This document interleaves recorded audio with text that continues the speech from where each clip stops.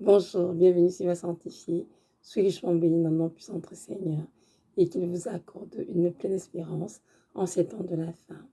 Aujourd'hui, nous allons continuer l'enseignement sur la préparation pour l'enlèvement afin que nous nous préparions de manière adéquate pour faire partie de ceux qui seront enlevés.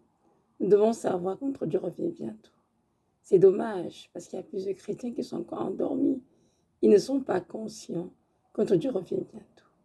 Mais c'est le temps pour nous de nous réveiller tous de notre sommeil, de nous préparer et d'appliquer notre cœur à le faire avec une entière persévérance. Parce que le jour du Seigneur sera un jour glorieux, un jour de joie d'allégresse pour tous ceux qui seront préparés. Mais pour ceux qui ne l'auront pas fait, ils seront dans les pleurs, dans les larmes, parce que ce sera un jour de tristesse pour eux. J'aimerais juste nous rappeler que notre Seigneur Jésus, la parole, qui revient chercher une église glorieuse, sans tache ni ride. Et cette église glorieuse, c'est qui? C'est toi, c'est moi. C'est tous les chrétiens des quatre coins de la terre qui attendent le retour du Seigneur, bien sûr. Parce qu'il y a des chrétiens qui n'attendent le retour du Seigneur. Ils vivent leur vie comme si Dieu viendra peut-être un jour, on ne sait pas quand, mais ce n'est pas bien grave. Mais nous devons tous les jours veiller et prier afin d'être prêts pour ce grand jour. Dieu nous l'a dit dans Matthieu 24. Il nous a exhortés à la vigilance, à veiller, à prier, à nous préparer afin d'être prêts. Matthieu 24, verset 44. Tenez-vous prêts, car vous ne savez pas l'heure ni le jour que viendra le Seigneur. Donc, c'est important d'être prêt. J'ai fait plusieurs vidéos là-dessus. J'ai parlé de l'amour, des pensées, j'ai parlé de l'égoïsme, de l'envie, de la jalousie, de plein d'autres choses. Aujourd'hui, je vais continuer l'enseignement et je vais parler des relations. Oui, mes frères sont en Christ.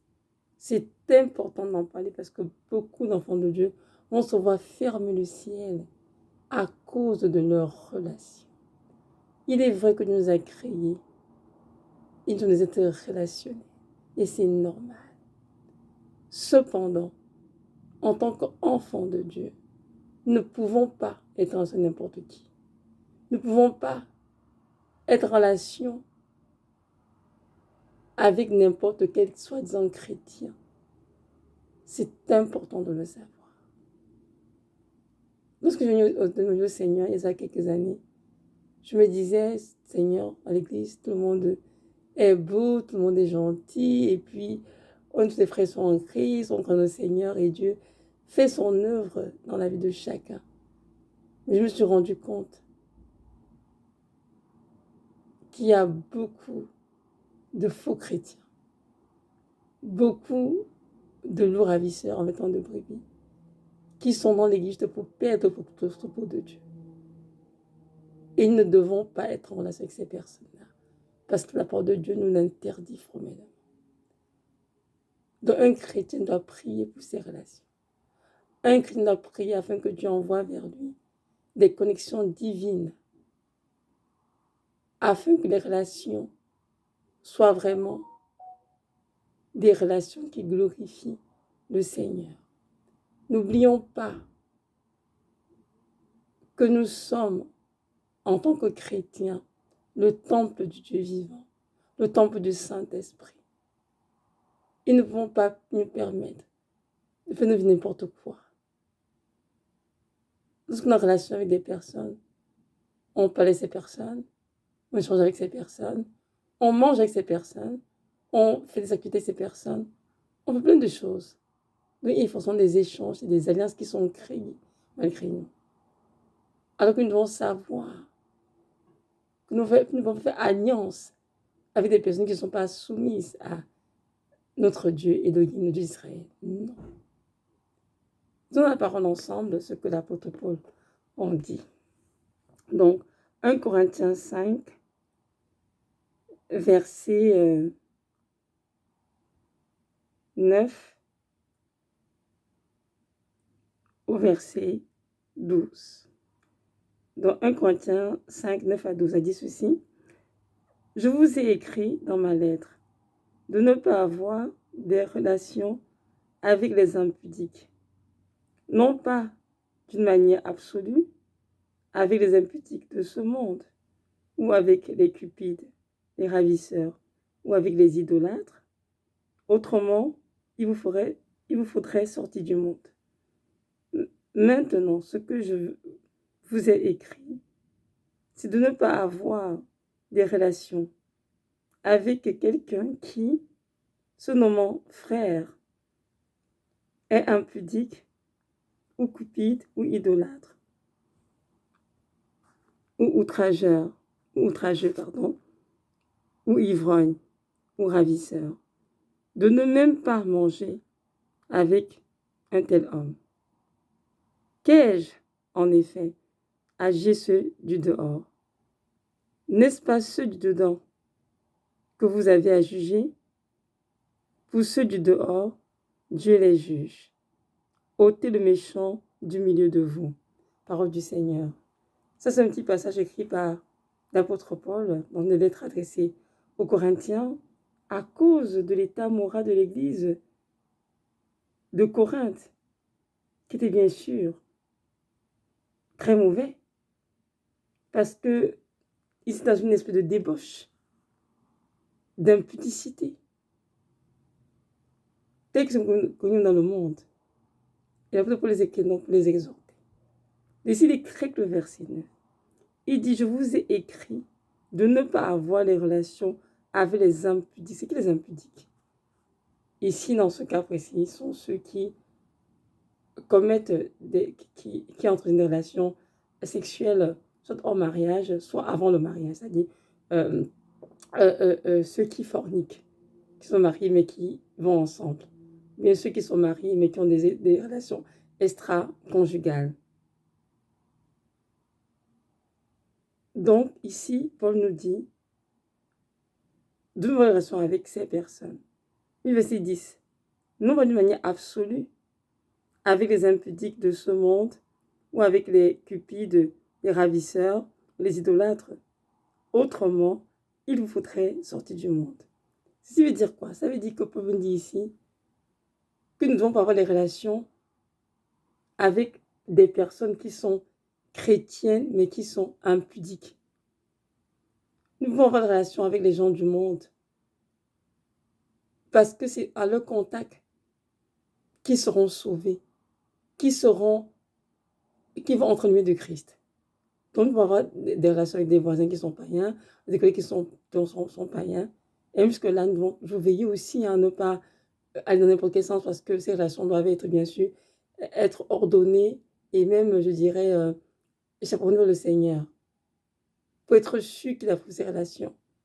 Et dans ces genre de relations, Dieu nous met en contact avec ces personnes dans les ténèbres pour qu'elles puissent vraiment entrer dans la lumière du Seigneur. Donc, nos relations avec ces personnes sont dans le but de les amener à Christ. C'est pour ça que l'apôtre Paul dit non de manière absolue, bien sûr, sinon il faut des forces du monde, alors qu'on ne peut pas nous sauter du monde. Mais tout de même, nous comprenons que nous sommes dans le monde, mais nous ne sommes pas du monde. Nous devons toujours veiller de ce que nous faisons et vraiment toujours prier pour que Dieu dirige nos relations. Et il se précise au verset 11. Il dit maintenant, ce que je vous ai écrit, c'est de ne pas avoir des relations avec quelqu'un qui, se nommant frère, est impudique ou cupide ou idolâtre ou outrageux, ivrogne ou ravisseur. Tu ne peux pas manger avec un tel homme, voyez-vous? Et ici, on te dit, toi, chrétien, tu ne peux pas avoir une relation avec un autre chrétien, une sœur ou un frère, qui est impudique, qui est ivrogne, idolâtre, outrageux.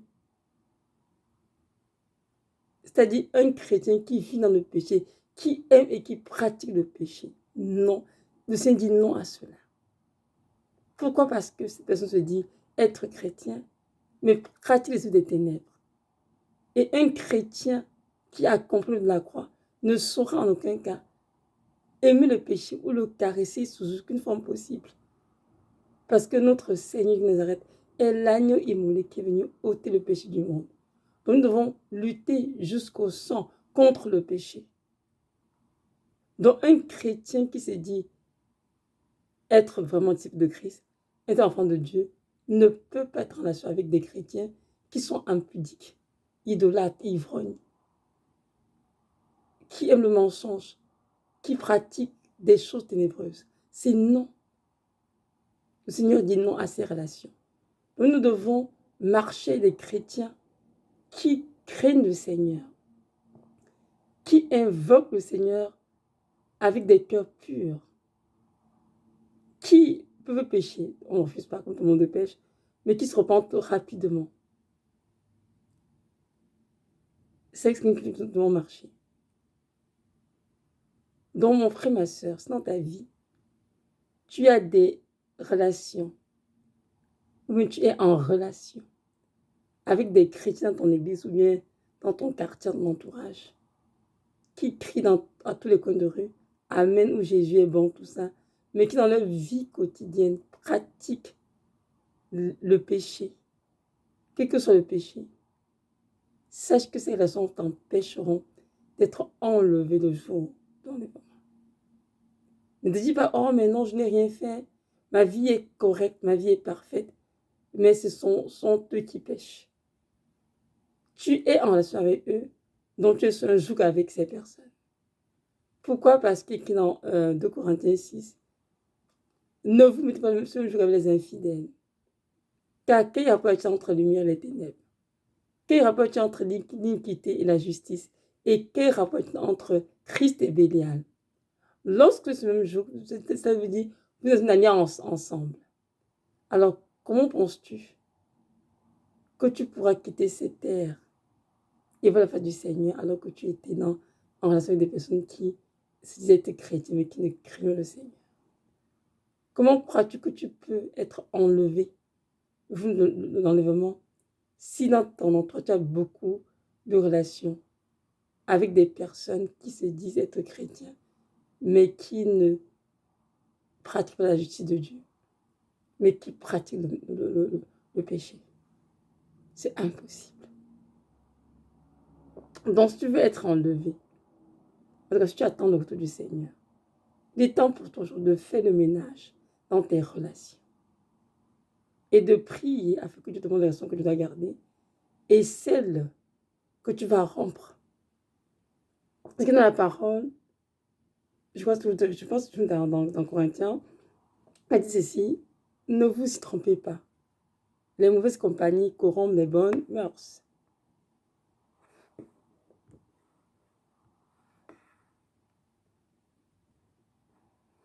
En effet, c'est vrai. Les mauvaises compagnies que tu as vont te corrompre et vont t'empêcher d'être enlevé le grand jour du Seigneur. Alors je prie vraiment que le Dieu d'Israël, notre Seigneur Jésus de Nazareth, te visite et demande la grâce de comprendre cet enseignement et de faire le ménage dans tes relations.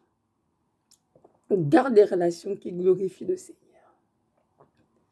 qui lui donne toute la gloire qui lui est due. Car depuis le jour où tu as choisi de donner Dieu au Seigneur, la vérité c'est que tu ne t'appartiens plus. Tu appartiens à Christ qui est ton Seigneur, ton Créateur et ton Sauveur. Lisons dans 1 Corinthiens 6, verset 19. Ça dit ceci, 19 à 20. Ne savez-vous pas que votre corps est le temple du Saint-Esprit qui est en vous, que vous avez reçu de Dieu et que vous ne vous appartenez point à vous-même, car vous avez été rachetés à un grand prix. Glorifiez donc Dieu dans votre corps et dans votre esprit qui appartiennent à Dieu. Amen. Donc ton corps et mon corps ne nous appartiennent plus, mais à Christ. Donc nous tous, en tant que nous devons être affairés à glorifier Dieu dans notre corps, notre esprit qui appartient à Christ. Alors si nous sommes en relation avec des chrétiens qui vivent dans le péché, qui pratiquent le péché, nous sommes d'accord que nous sommes en train de souiller le temple de Dieu. Parce qu'avec ces personnes, on a des échanges, on mange avec ces personnes, on fait ça avec ces personnes, on s'échange les affaires, on se visite, etc. Donc, il y a forcément des gens qui sont créés Et là, on ne se mélange qu'avec ces personnes. Et Christ n'est plus au centre. Donc, il est important de comprendre que les chrétiens doivent avoir des relations avec des chrétiens qui craignent le Seigneur, qui vivent la parole de Dieu, qui ont des vies soumises à la parole de Dieu. Et comme l'apôtre Paul ici a dit, il n'est pas dit que nous étions d'avoir des relations avec les gens de ce monde qui ne sont pas sauvés. Autrement, il a dit qu'il faut des hommes du monde. Nous pouvons entrer dans les gens de ce monde et il faut faire attention. Comme ces relations sont permises au Seigneur, juste dans le but de les amener tous à Christ. Car Dieu a aussi un plan pour le salut de ces païens que nous côtoyons, que ce soit au travail, que ce soit à l'école, que ce soit dans le voisinage ou bien peu importe. Le Seigneur a un plan pour leur vie et parfois, c'est par nous que Dieu passera pour porter le bien dans leur vie. Donc, nous ne pouvons pas dire qu'on peut avoir une relation avec les gens du monde, ce serait exagéré. Mais il est question justement des personnes qui se disent être des chrétiens, mais qui pratiquent l'impudicité, l'idolâtrie, l'ivrognerie, le vol, le mensonge, bref, tous les péchés. Nous devons avoir des voies de relation avec ces personnes. Le Seigneur est très clair dessus. Donc, toi, enfant de Dieu, c'est aujourd'hui pour toi le temps de faire le ménage dans tes relations.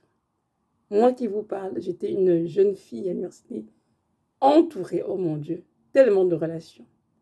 J'ai donné ma vie au Seigneur et je continue d'avoir toutes sortes de relations avec les gens de ce monde, avec les jeunes femmes chrétiennes. J'ai eu tant de relations. Et le Seigneur m'a donné, il a dit, Evelyne, je vais faire le ménage. Je vais mettre une séparation entre les ténèbres. Je comprends ce que le Seigneur parlait. Et là, j'ai eu mon premier bébé, j'ai eu mon second bébé. Et il a commencé à faire des séparations. Il m'a dit, tu as vu telle sœur que tu crois être très chrétienne, oui Seigneur. Il me donne des rêves, ils m'ont dit que cette sœur ne me craint pas. Voilà ce qu'elle pratique dans l'obscurité. Je dis que, oh non mon Seigneur, je n'arrive pas à croire. Il dit, telle sœur, est-ce qu'elle était chrétienne? Voilà ce qu'elle fait. Il m'a dit, je veux que tu arrêtes les relations avec ces filles et que tu me suives. Mieux vaut pour toi marcher seul dans la pureté que d'être entouré et être entaché par des choses impures. Et jusque-là, j'ai fait des ménages. Il y a des relations, j'ai tombé, mais des relations sur lesquelles je continue à m'inquiéter. Oh Seigneur, c'est quand même mon ami depuis 13 ans, depuis 6 ans, Seigneur, quand même, c'est quand même tel, j'essaie de justifier le Seigneur. Et je justifiais la relation. Un jour, le Seigneur, il a parlé à quelqu'un d'autre à ma place. Il a pris, excusez-moi, téléphone, ça. Il a pris ma marraine et tantôt prié pour moi, je crois qu'il était 13 heures de... excusez-moi un moment, s'il vous plaît. Excusez-moi, je suis désolée vraiment pour la copie, désolée, je suis désolée, excusez-moi. Donc voilà, je disais, ma marraine priait pour moi et elle a eu une vision et elle dit qu'elle voyait un cercueil et elle me voyait debout près du cercueil et aussi mon amie avec une relation que je ne peux pas laisser tomber, une copine à moi. Et le Seigneur lui a dit ouvertement, dis à Evelyne, parce qu'elle refuse de m'obéir, c'est elle qui entre dans ce cercueil. Ainsi, elle laissera son mari et les enfants, orphelins son mari veuf, parce qu'elle refuse d'obéir. Et ma marraine était saisie d'une grande frayeur. Elle n'avait plus dormi, elle a juste prié, et elle m'a appelée. Elle me dit, Evelyne, pourquoi refuses-tu d'obéir au Seigneur? Je lui dis, mais pourquoi quoi? Elle me dit, il y a dans ta vie une relation, je sais qu'il n'est pas depuis longtemps, et tu ne veux pas que tu aies cette fille. Pourquoi fais-tu cela? Elle m'a raconté la vision qu'elle avait eue. Je vous assure, mes frères, que j'étais saisie d'effroi. Elle m'a dit, c'est ce qui va t'attendre si tu n'obéis pas. Donc j'ai donc choisi d'obéir, et j'ai donc coupé avec la sœur. Et ce qu'aujourd'hui, ça fait combien d'années? Mon Dieu, ça fait depuis 2012, ça fait longtemps, hein? Ouais, ça fait plus de 10 ans en tout cas, que je suis pas contente avec la sœur. C'est une sœur que j'aimais beaucoup, très gentille et tout, mais qui malheureusement en effet ne craint pas le Seigneur. Voyez-vous, je vous montre à quel point il est important de prier au Seigneur. Et vous pouvez comprendre que si énormément c'était produit et que j'étais dans la désobéissance, je n'aurais jamais été enlevée. Pourquoi? Parce que j'avais choisi de garder la relation avec cette sœur. Aucune relation ne doit être au-dessus de celle que nous avons le Seigneur. Absolument aucune. Pourquoi? Parce que notre relation avec Dieu est de la pureté. Et de cette relation va en découler d'autres relations. Toutes nos relations doivent être approuvées par Dieu. Parce que Dieu est notre Père. Et il est aussi celui qui va nous juger à la fin des temps. Donc c'est important que nos relations soient vraiment soumises à cette volonté et que ce soit pour sa gloire. Donc si nous continuons de lire, le verset 12 a dit ceci. Qu'ai-je en effet à juger ceux du dehors? N'est-ce pas ceux du dedans que vous avez à juger? Vous ceux du dehors, Dieu les juge. Ôtez méchant du milieu de vous. Amen. Donc nous, en tant que chrétiens, nous sommes appelés à nous juger dans l'Église, nous qui sommes chrétiens entre nous, ce que je peux le dire ici. Pas juger dans le but de condamner ou bien de critiquer, loin de là. Et capable de mettre en fait comme un avis libre et éclairé sur ce qu'on voit dans l'Église, ce qu'on voit dans nos vies.